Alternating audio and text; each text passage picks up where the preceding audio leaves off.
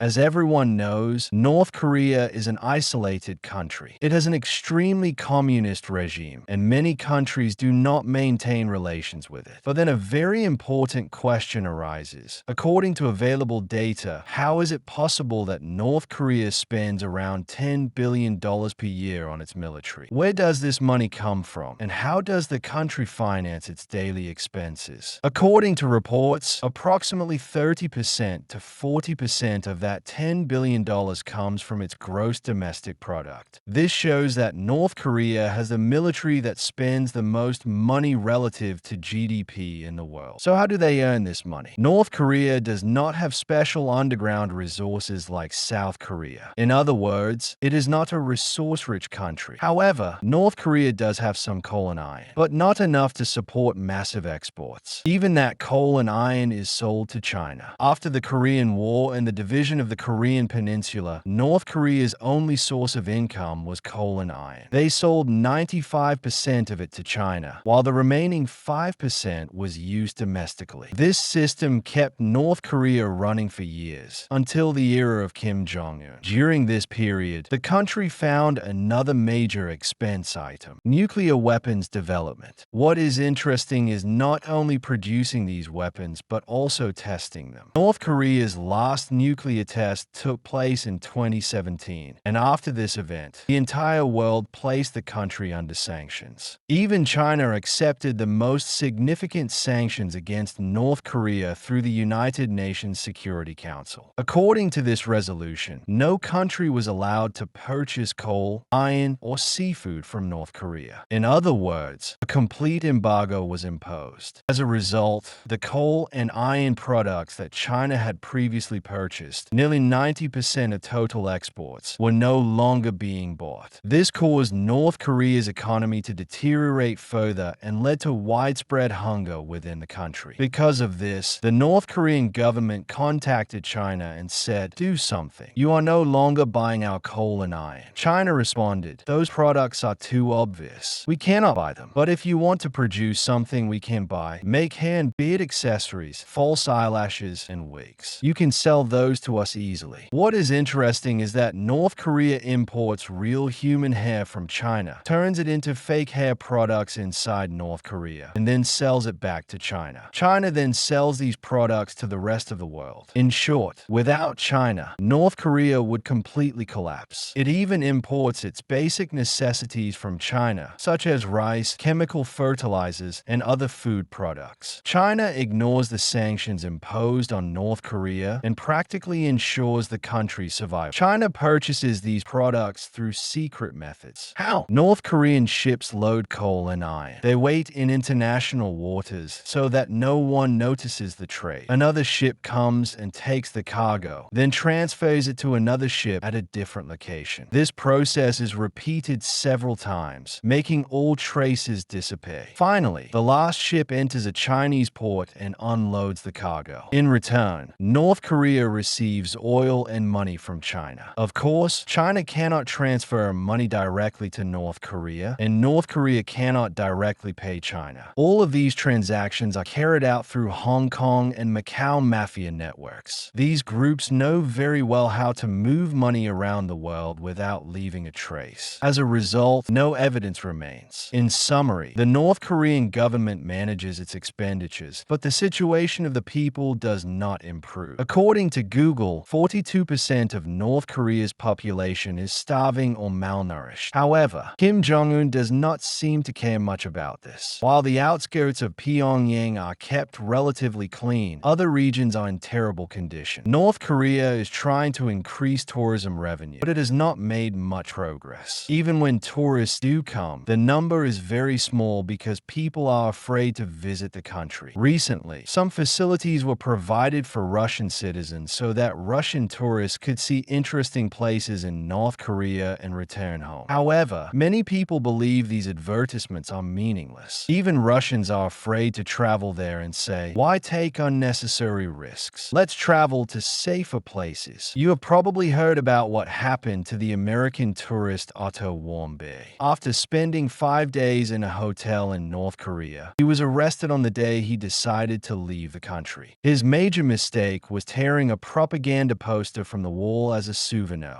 However, hotel security cameras recorded everything. He was immediately arrested and imprisoned. He was told, "You committed theft and your crime is very serious. If you do not want to be punished, you must confess your guilt in front of cameras and say that America is the real criminal." Out of fear, he did exactly that and was immediately sentenced to 15 years in prison. When he asked, "I accepted everything you said. Why aren't you forgiving me?" they replied, "We did forgive you. If we hadn't, we would have executed you." A few months later, Otto's condition deteriorated so badly that they decided to send him back to the United States. He was in a coma, and it was unclear what kind of torture he had endured. When he arrived in the US, doctors scanned his brain and discovered that he had suffered a severe head injury. This injury had placed him in a deep coma and a vegetative state. Eventually, his family decided to turn off life support to prevent further suffering. This is how North Korea treats tourists. Another source of income for North Korea is recruiting hackers from its own population. If someone has hacking skills, the government tells them to come and work. These hackers are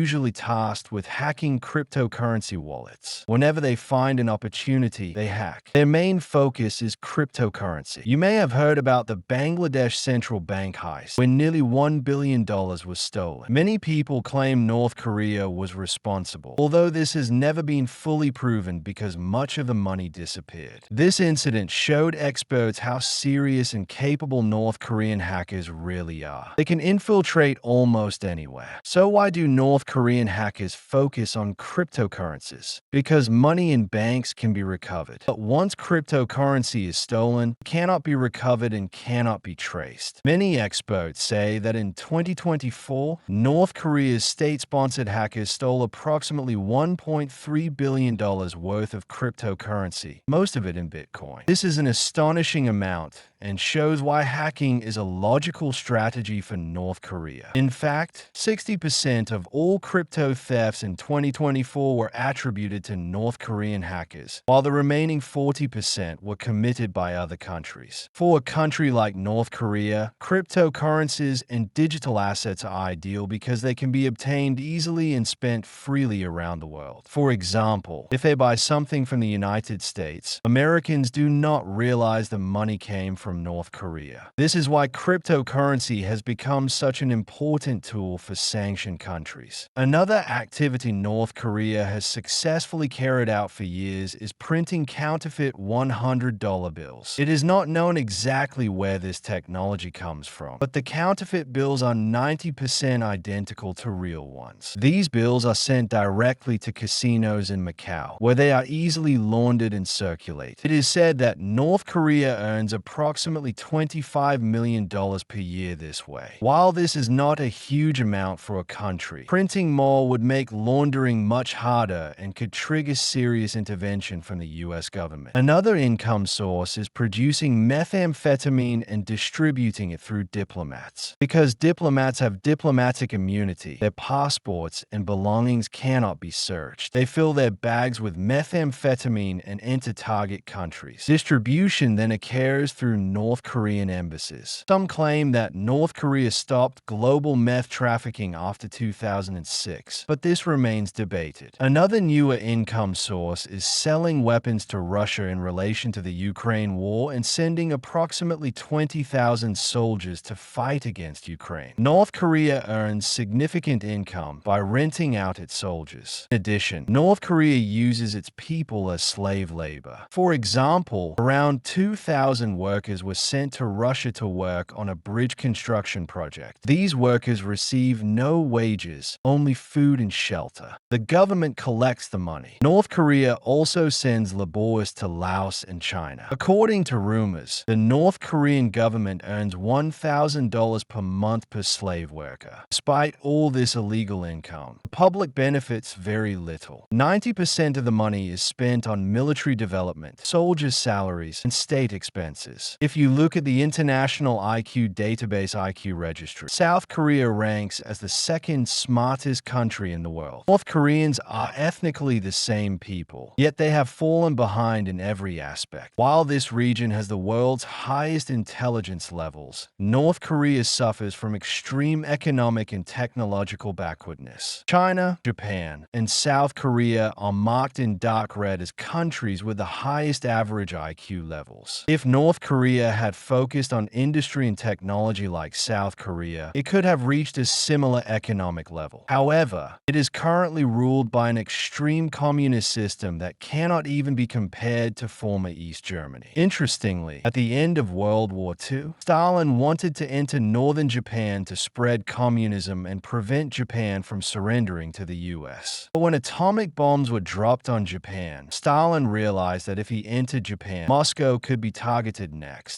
because the Soviet Union did not yet have nuclear weapons. As a result, Japan remained safe. If the Soviets had entered Japan, it might have been divided like North and South Korea. Instead, the Americans entered Japan and rapidly rebuilt its economy to keep the population away from communism. As a result, Japan grew rapidly and, within 15 years, became one of the strongest economies in the world. The story of the Korean Peninsula is equally fascinating. 4 years after the atomic bombs, in 1949, the Soviet Union tested its first nuclear weapon and became the world's second nuclear power. Shortly afterward, it entered Korea. The US entered from the south, leading to the Korean War. After 3 years, the peninsula was divided into North Korea and South Korea. While South Korea developed similarly to Japan, North Korea fell behind even countries like Laos and Vietnam. Because this money is so dainty, even the best washing machines cannot clean it. For more finance content like this, don't forget to subscribe.